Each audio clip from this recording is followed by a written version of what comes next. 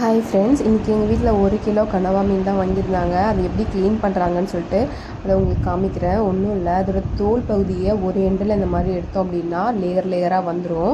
எங்கள் அம்மா தான் க்ளீன் பண்ணுறாங்க. நான் கேட்டேன், இந்த மாதிரி க்ளீன் பண்ணுறத வந்து நீங்கள் காமிச்சிங்கன்னா எல்லாருக்கும் ஹெல்ப்ஃபுல்லாக இருக்கும்னு சொல்லி கேட்டேன். ஸோ அவங்க க்ளீன் பண்ணி காமிக்கிறாங்க. இந்த மாதிரி ஒரு எண்டில் நம்ம எடுத்தாலே போதும், அப்படியே ஃபுல்லாகவே வந்துடும். இந்த மாதிரி எல்லா இடத்துலையும் மேலே இருக்கிற அந்த தின் லேயரை மட்டும் எடுத்துக்கிட்டோன்னா கனவா மீன் க்ளீன் ஆகிடும்.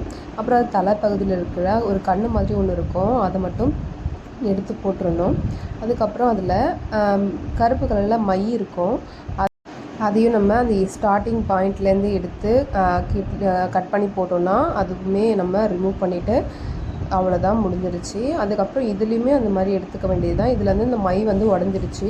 ஸோ அதனால் நம்மளால் முடிஞ்ச அளவுக்கு அந்த ஸ்டார்டிங் பாயிண்டில் இருக்கிறத மட்டும் க்ளீன் பண்ணி போட்டுட்டோன்னா முடிஞ்சிருச்சு. இதுலேயும் அந்த பால் மாதிரி இருக்கிறது இருக்கும், அதையும் நம்ம எடுத்து போட்டுடணும்.